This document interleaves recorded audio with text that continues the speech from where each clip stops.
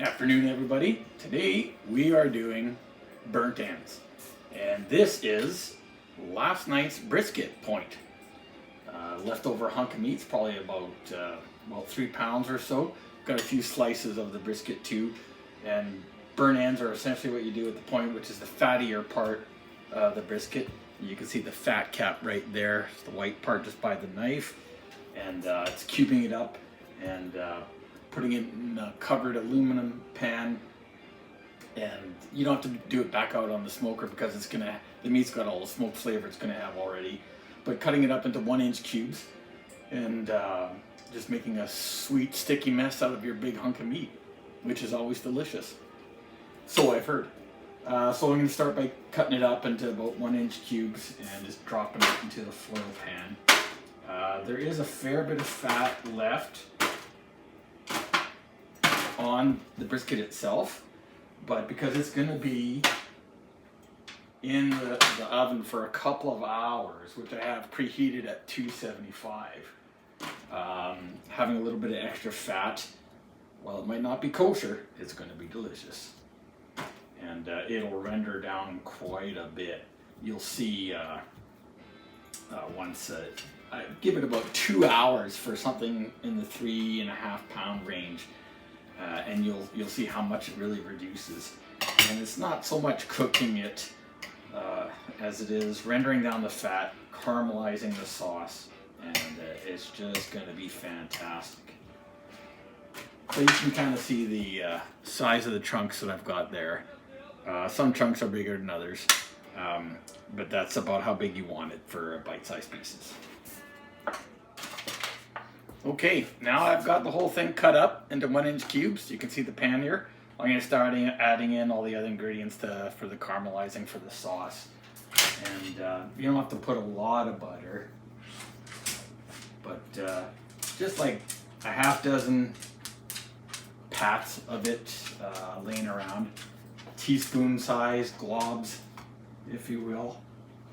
And you just put it on top to start. This brisket had a lot of fat left, so I'm gonna just do 6 and spread it out. Gonna be mixing everything up once I got in.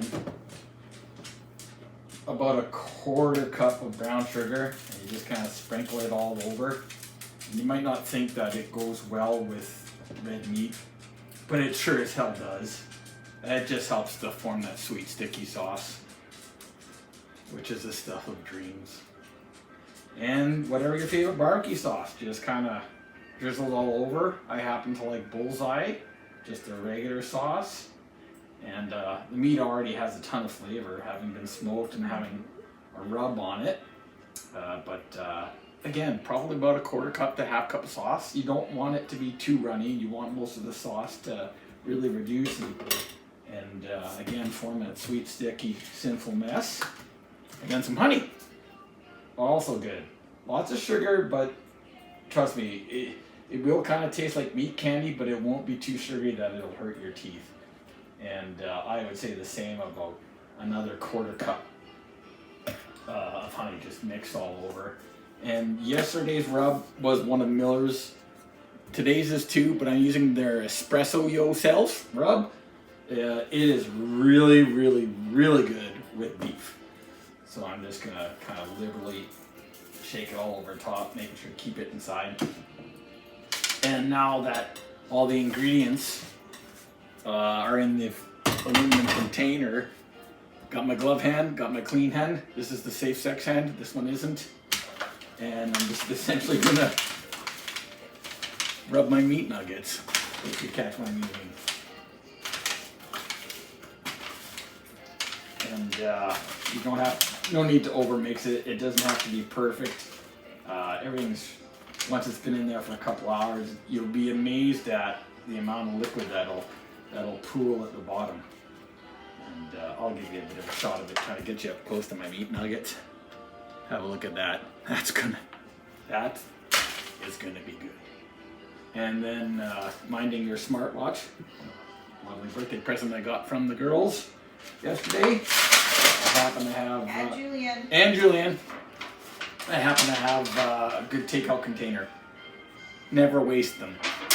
My wife's Baba and Zeta, they washed them and kept them and reused them. Do the same. Reduce, reuse, recycle before it was even popular. Aluminum top on it and cover it fairly tightly. And the reason that you're doing that is really you're steaming everything inside of there, not just melting the fat, but the meat's going to tenderize and just be so soft. It was soft and juicy already, but it's going to be even more so now. And then you just gotta basically stick it in there. Always preheat your oven first, always. Don't cook with something cold. So I'm just gonna put that in 275, give it about 2 hours, check it then. Might have to stir it again, it's gonna be good. I stirred them around a bit so you can see how much juice is all at the bottom. Just mix them up a little bit so they all get a little bit wet before you eat them. Enjoy. And that is a plate of leftovers.